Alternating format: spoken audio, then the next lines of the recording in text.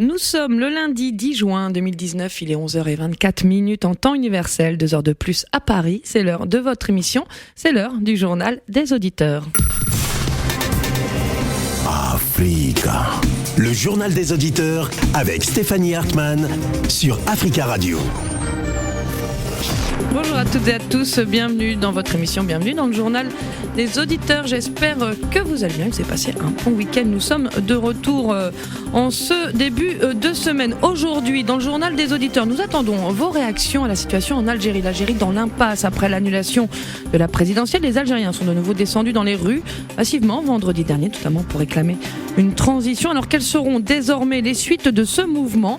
Pour participer, nous faire part de vos commentaires, appelez-nous dès maintenant, que vous soyez en France, en Afrique ou dans le monde, au 33 1 55 07 58 00, 33 1 55 07 58 00. Nous en parlerons dans quelques instants avec Moussab Hamoudi, les chercheurs doctorants à l'école des hautes études en sciences sociales. Mais tout d'abord, je vous propose d'écouter quelques messages que vous nous avez laissés sur le répondeur d'Africa Radio. Africa.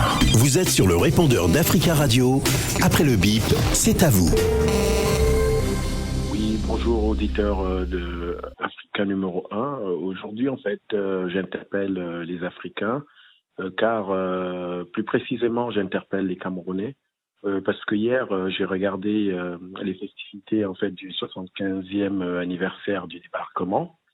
Je n'ai pas entendu parler des Africains. Je n'ai pas entendu parler des anglophones, des francophones. Alors, c'était juste pour vous faire comprendre que, mais vraiment, nous sommes tellement cons. Excusez-moi, l'expression con, ça ne veut pas dire une insulte, mais c'est juste pour dire qu'on n'a toujours rien compris, que nous nous battons pour des causes, en fait, qui ne nous concernent pas et que nous faisons juste un seul peuple. Et donc, en même temps, je m'adresse à tous ceux qui se disent ambazouniens, que en fait on est juste un seul peuple, ceux qui se disent Togoland ou je sais pas moi, les Biafrais, tout ça, qui veulent leur indépendance, c'est des faux débats. Développer vos régions, développer votre pays, c'est l'essentiel, au lieu d'acheter des armes pour aller tuer vos frères. C'est pas une raison en fait. Et en même temps, j'en profite pour dire au président Ahmad de la CAF de tenir bon, et que vraiment je trouve ça dommage, quelqu'un qui veut changer les choses et qu'on essaye de salir son nom comme ça, ben vraiment je lui demande de tenir bon et que nous sommes derrière lui, moi qui suis d'origine camerounaise, et que vraiment qu'il tienne bon. Merci beaucoup et à bientôt. Au revoir. Oui, bonjour Radio Africa. Je pose une question à tous les Congolais. Chers frères, soyons conscients. Où va Tshisekedi depuis sa présidence nommée? Là, il est en train de nommer des gens à des postes, des gens qui ne sont pas conscients, c'est-à-dire qu'il est en train de signer inconsciemment des nominations. Un président qui signe des nominations inconsciemment. Vous trouvez ça normal? Il nomme des gens qui n'ont pas le profil. Et il attend des négociations. Comment expliquer ça? Et là, j'ai suivi M. Kassongo, qui est en train, le porte-parole, qui est en train de dire qu'il veut comparer la Belgique pour le gouvernement.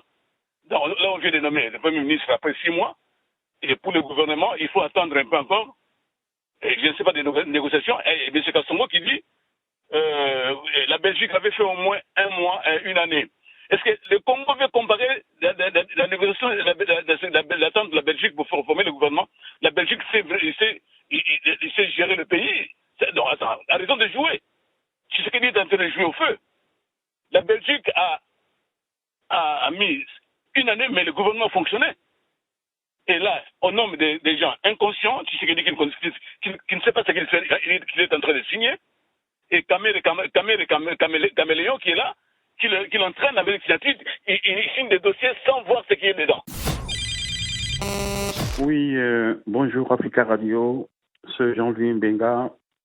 J'appelle par rapport à la République démocratique du Congo, Kinshasa. Mon message s'adresse à M. Chilombo, Félix.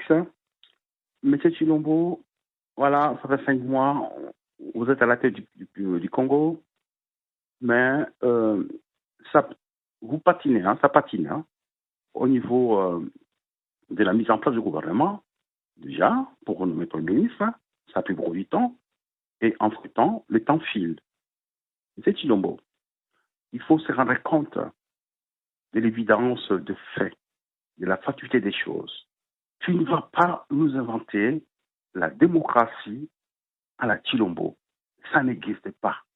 Le Chilombo, il faut se rendre compte, quand tu n'as pas la primature et le gouvernement, quand tu n'as pas l'Assemblée nationale, quand tu n'as pas le Sénat, quand tu n'as pas des assemblées provinciales, quand tu n'as pas, M. Chilombo, les gouvernorats, quand tu n'as pas, M. Chilombo, les contrôles sur l'armée, quand tu n'as aucun contrôle, comment veux-tu, M. Chilombo, je vous pose la question, diriger ces pays? Africa. Prenez la parole dans le JDA sur Africa Radio. Merci à tous pour vos messages.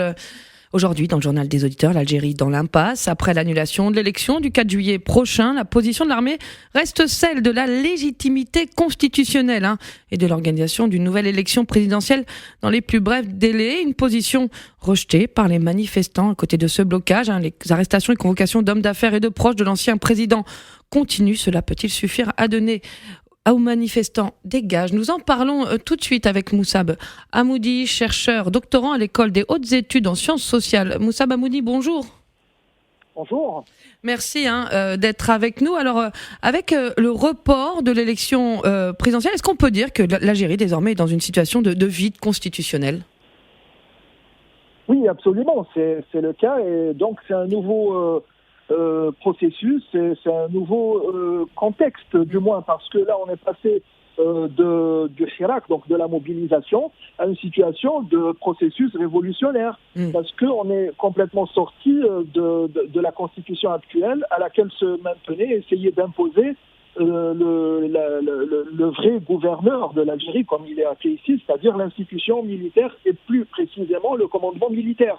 Donc actuellement, en Algérie, il n'y a pas de constitution, malgré les tentatives de tordre les textes de la loi. Mais ce qui reste incompréhensible, c'est la prolongation du mandat du président provisoire, Ben Salah, qui ne s'appuie pas sur un texte de la Constitution. C'est-à-dire il est venu de manière arbitraire, suite à une décision qui avait l'air, sur la façade, d'être par le Conseil constitutionnel, en fait, qui était dictée par le commandement militaire. Elle ne s'appuie pas sur un texte, encore une fois. Et du coup, on est dans une situation de non-constitutionnalité. Et même les tentatives d'imposer une forme, un simulacre de constitution est fait de maladresse, parce qu'on ne comprend pas comment le Conseil constitutionnel, à travers sa jurisprudence, a délaissé et a rendu caduques des textes clairs, tels que l'article 7 et 8, qui parlent de la légitimité du peuple à revendiquer la forme de gouvernance.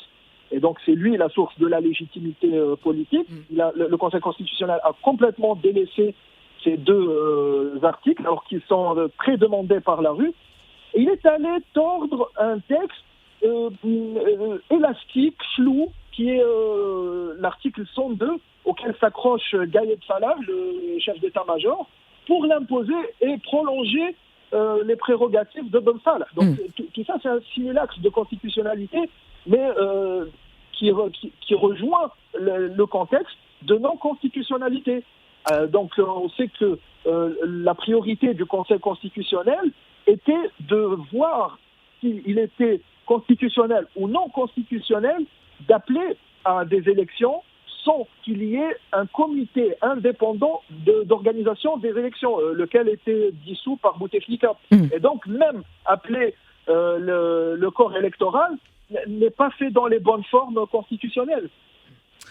On va voir dans quelques instants, justement, Moussab Hamoudi, si finalement sortir de la logique constitutionnelle ne serait pas une façon de rompre vraiment avec l'ancien régime. Mais avant cela, on va écouter un auditeur qui nous appelle depuis le Tchad. Christian, bonjour. Ouais, bonjour Stéphanie. Bonjour Christian. Alors quel regard portez-vous sur cette situation en Algérie et ce bras de fer entre militaires et manifestants? Oui, ce bras de fer entre manifestants et militaires montre que la démocratie est vraiment fragile dans ce pays. Il faudrait que l'Union africaine intervienne aussitôt pour rétablir l'ordre dans ce pays. C'est très clair. Merci beaucoup, mon cher Christian. Je crois que la ligne est pas très bonne. Moussa Bamoudi, je répète la question que je viens de vous poser, parce que les militaires disent vouloir un dialogue sincère, préalable à l'organisation d'une nouvelle transition, d'une nouvelle élection, et pour eux, justement, une période de transition telle que souhaitée par des manifestants conduirait vers une situation encore plus difficile à maîtriser. Alors, ma question était celle-ci. Est-ce que finalement, sortir de la logique constitutionnelle, ce ne serait pas une façon de rompre vraiment avec l'ancien régime ? Et c'est ce que demandent les manifestants. La question est pour moi ? Oui, Moussa Mahmoudi, tout à fait. Oui. Non, en fait, parce que déjà, le commandement militaire n'utilise pas et rejette, on l'a vu avant-hier dans l'article, dans l'organe de propagande du commandement militaire, il rejette le mot transition et période de transition. Il le rejette complètement. Et donc, il n'est pas dans une souplesse ou de compréhension de la revendication populaire. Il est plutôt dans l'entêtement. Et cet entêtement est problématique parce que, à la force, il va imposer une situation finalement de facto de coup d'État. C'est ça l'enjeu de la posture du commandement militaire. C'est que la rue, elle demande une transition démocratique, laquelle est complètement rejetée par le commandement militaire. Donc, deuxième option offerte par le CHEAC, donc par la mobilisation populaire, c'est d'aller à des négociations. Les négociations pour engager une bonne foi de la part du commandement militaire, elle a 4 préalables.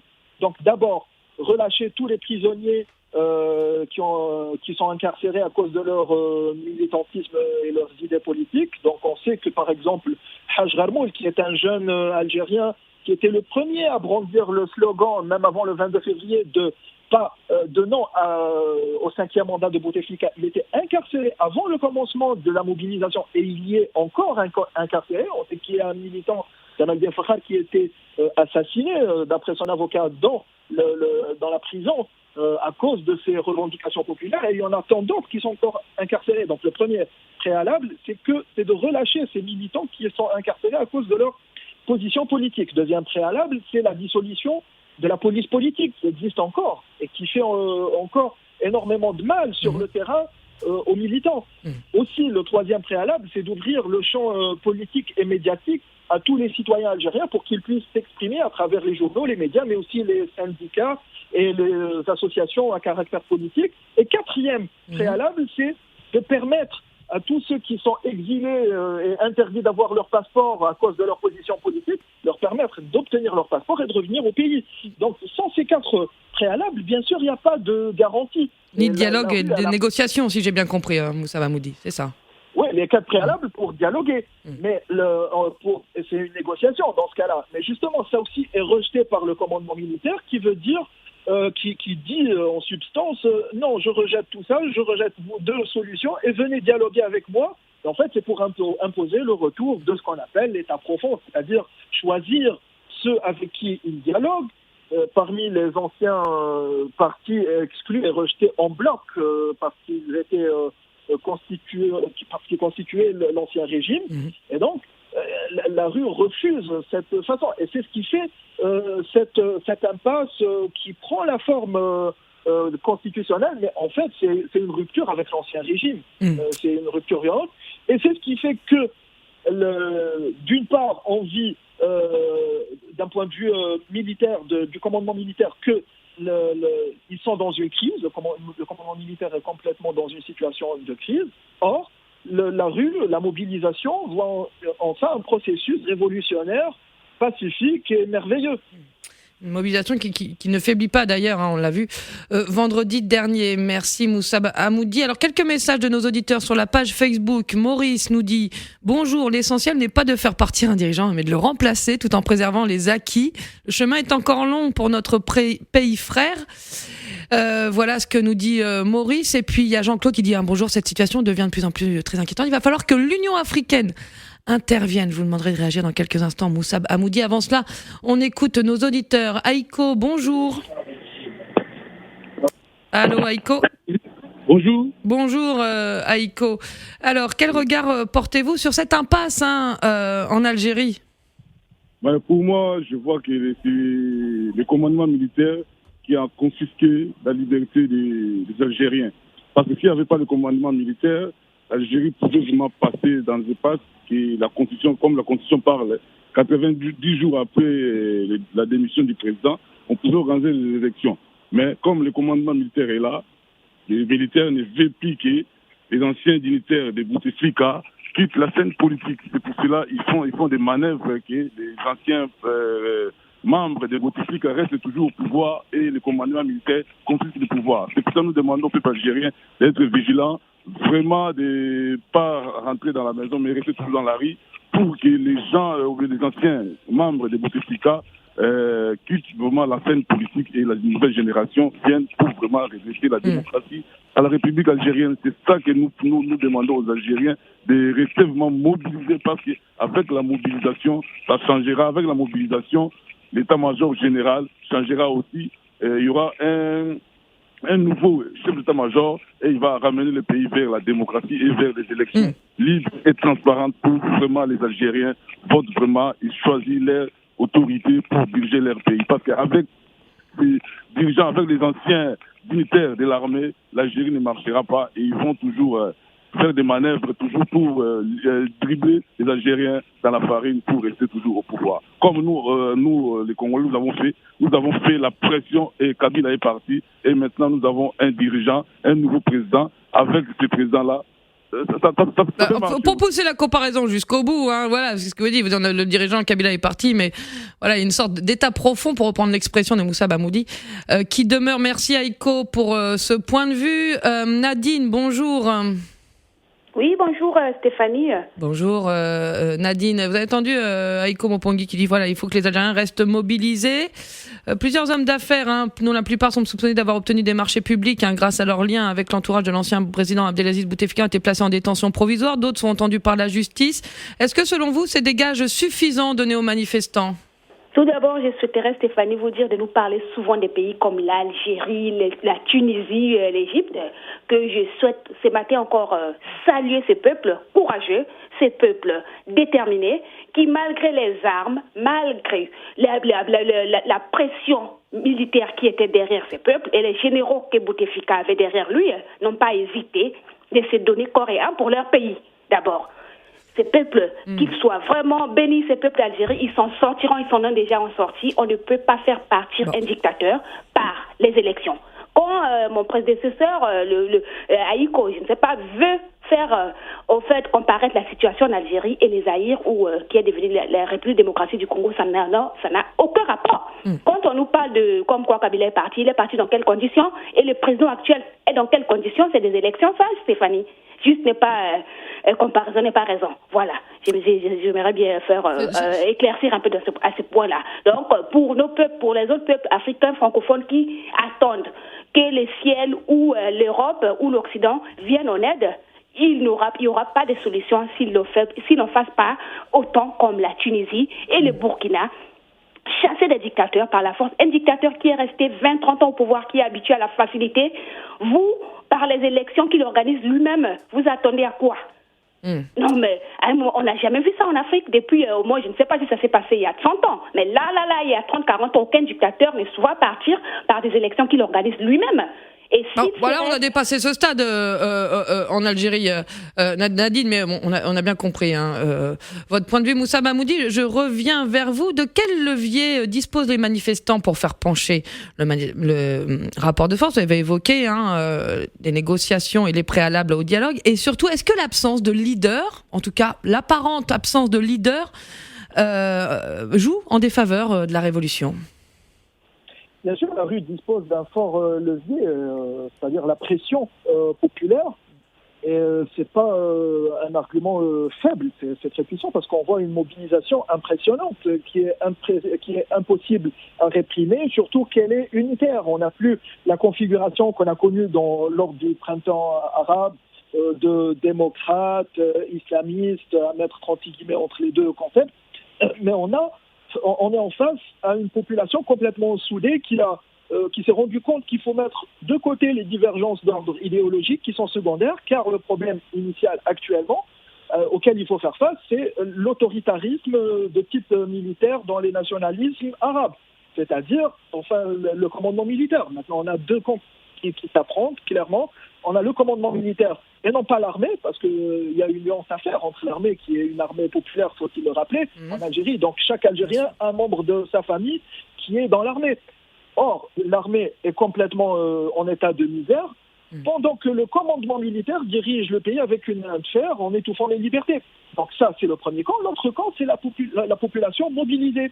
Donc c'est ça le levier fort, c'est que la population est complètement engagée pour revendiquer une démocratisation complète et totale, pas un quart de démocratisation ou un semblant de démocratie. Maintenant, cette force de l'État civil, l'état-major feint de l'ignorer, mais bien sûr, il a ses rapports, il a ses activités sécuritaires qui lui donnent des rapports, et c'est ce qui fait que ce rapport de force, actuellement, semble ne pas avoir d'issue. Et il y a énormément de lectures fausses qui essaient de s'allier plus vers le côté de l'armée ou plus vers le côté d'une frange de la mobilisation, alors que le paysage, que le topo général est qu'il y a deux volontés qui s'affrontent, une volonté de démocratisation et une volonté de la part de la population, une volonté de la part du commandement militaire de régénérer l'ancien système. Et c'est pour ça que les solutions constitutionnelles, en fait, sont un cheval de Troie pour maintenir l'oligarchie corrompue, comme on l'a vu. Et d'abord, la mobilisation algérienne a bien compris les enjeux de l'oligarchie d'après les cas de l'Égypte et de la Tunisie, où on a incarcéré des hommes d'affaires oligarques, des apparatchiks, mais dès qu'on a étouffé la révolution, on les a relâchés, ils sont revenus à leur activité. Donc, pour qu'il ne s'agit pas de se conformer à la Constitution de la part du régime, mais il s'agit de la tordre, de choisir ce qui arrange le commandement militaire et de tordre le texte de la loi. Maintenant, concernant l'Union africaine que votre interlocuteur a évoqué, l'enjeu en fait est grand en Algérie, parce qu'on a vu effectivement, c'est souligné à juste titre, parce qu'on a vu l'intervention de l'Union africaine dans le cas soudanais. Avec l'Algérie, je pense que le cas est beaucoup plus grand. Parce que l'Algérie, il ne faut pas oublier, c'est un pays stratégique, c'est un pays pivot entre la région Sahel, entre le continent Afrique, entre le Proche-Orient, et puis une ouverture sur l'Europe. Donc je ne pense pas que l'Union africaine va intervenir ou va formuler une proposition de sortie de crise. Elle attendra d'abord donc que le processus soit plus visible au niveau des puissances mondiales et notamment des 5 éléments membres du Conseil de sécurité à l'ONU. Parce que, bien sûr, s'il y a une déstabilisation en Algérie, c'est pas, entre guillemets, l'enfer qui va s'ouvrir sur l'Algérie, mais ça sera sur toute l'Europe avant tout, puisqu'on sait que l'Algérie a un littoral de 1200 kilomètres et qui sera, tout ce littoral deviendra un port d'émigration clandestine. Et puis tout ce qui va avec l'état de dépression et tout ça, il y aura des attentats terroristes. Ce qui se passe en Libye. Mais Moussa Bamoudi, est-ce que les manifestants eux-mêmes réclament une intervention, en tout cas une prise d'opposition de la communauté internationale ou non? Absolument pas. Absolument en Algérie, c'est vécu, même c'est péjoratif de parler de l'international, parce que les Algériens considèrent que c'est un problème algéro-algérien. D'ailleurs, ils ont formulé même des propositions de sortie de crise au commandement militaire, comme quoi ils vont avoir des gages pour qu'ils ne soient pas poursuivis en justice, qu'ils garderont leurs richesses détenues de façon un peu, on va dire, corrompue. Donc, ils essayent de formuler des solutions au régime donc autoritaire et au commandement militaire. Mais le commandement militaire fait toujours la sourde oreille. Et c'est pour ça qu'on ne comprend pas cette situation, parce que le blocage ne semble pas venir de la rue. Il vient du commandement militaire qui refuse toutes les vraies propositions formulées par la rue. C'est très clair, merci Moussab Hamoudi. Il nous reste 4 minutes, on va rapidement écouter Cyril et Issa. Cyril, bonjour. Oh là là. Alors, Cyril, il faudrait couper votre radio s'il vous plaît. Normalement vous l'entendez dans le téléphone. Bonjour Cyril, est-ce qu'on vous entend bien Cyril? Ouais, là vous m'entendez mieux? On vous entend, c'est un peu saturé, allez-y. Non, en fait, je voulais signifier 2 choses très rapides aussi. Dit que le cas de l'Algérie, c'est un peu différent des autres pays. Parce que, vu l'orgueil des Algériens, on vit dans un monde, sans les autres, on n'est rien. Ça, c'est un. Il faudrait qu'ils acceptent aussi d'amnistifier les anciens généraux qui ont travaillé avec Bouteflika. Ça, c'est de 2. Il faudrait qu'ils acceptent aussi de travailler avec les pays voisins. Et je ne pense pas si l'Algérie est capable de le faire. Le monsieur vient de le dire que c'est un problème algérien-algéro. Et donc, si ça reste comme ça, c'est comme si ils sont dans un bunker. Je ne sais pas comment ils vont s'en sortir dans cette histoire-là. Parce que une révolution, il faut toujours être accompagné par des militaires. C'est les militaires qui doivent faire les élections et pour donner le pouvoir aux civils. Et s'ils ne veulent pas ça, les civils ne peuvent pas tous seuls faire les élections. Donc, il faut travailler main dans la main et mettre l'orgueil de côté, accepter aussi l'aide et l'appui des pays voisins pour essayer d'avancer. Mais comment je suis pas sûr que le Maroc ait formulé une proposition d'aide. Tant mieux. Pourquoi ils ne la prennent pas? Parce que jusqu'à preuve de contraire, je ne sais pas si vous remarquez. C'est le conflit qu'il y a entre l'Algérie et le Maroc. En Algérie, même la France n'est pas capable de dire un mot. Parce que tu dis un mot net, ils vont parler d'ingérence. Donc, à partir de ce moment-là, si on les laisse tout seuls, ils vont se bouffer. Ça va durer et c'est l'armée qui va prendre. Donc si j'ai bien compris, Cyril, vous êtes plutôt en faveur d'une intervention, peut-être pas une intervention physique, mais en tout cas d'une prise de position de l'international, voire des pays voisins. Issa, bonjour. Merci Cyril. Issa, bonjour. Bonjour sœur Stéphanie. Bonjour Issa. Bonjour les auditeurs d'Africa. D'abord, ma première pensée va aux Soudanais d'aujourd'hui et d'hier. En Afrique, ils étaient les premiers pays à se diriger vers un général. Je ne sais pas si vous vous rappelez du nom de Jafar Nibéri. On peut dire un tyran. Ils l'ont saché du pouvoir grâce à leur ténacité, grâce à leur sens de patriotisme. Ces gens-là, il faut les saluer 1000 fois et 2000 fois. Et le Mali, en 1991. Alors, oui. Non, mais Issa, on arrive à la fin de l'émission. Alors, si vous pouvez venir rapidement sur l'Algérie, ça m'arrangerait. Oui, je vais venir tout de suite sur l'Algérie. Je suis ni raciste, ni d'une attitude méprisante à l'égard de l'Algérie, mais l'Algérie de loin ou de près n'a rien à attendre de l'Afrique. Elle ne mettra rien sur le papier provenant de l'Afrique, de l'organisation africaine. Ma sœur, l'Algérie a refusé déjà que les avions survolent son territoire pour éradiquer le terrorisme. C'est pas à cette Algérie que les Africains doivent s'attarder. Mais est-ce qu'il n'y a pas une différence, Issa, entre le pouvoir algérien et les manifestants qui sont dans la rue actuellement? Comment dirais-je, chère Stéphanie, vous êtes d'une intelligence comme telle. L'Algérien inclus dans l'Algérien. Vous ne voit pas quelle différence il y a entre ceux qui sont au pouvoir aujourd'hui et ceux qui manifestent dans les rues. Moi, je ne le vois pas. Merci Issa. Vous savez, l'Algérie est un grand pays fondateur, notamment de l'Union africaine. Moussab Hamoudi, j'ai pas le temps de vous redonner la parole. J'ai juste le temps de vous dire merci. D'avoir été notre invité et d'avoir répondu à nos questions. Je rappelle à Moussab Hamoudi que vous êtes chercheur, doctorant à l'école des hautes études en sciences sociales. Bonne journée Moussab Hamoudi.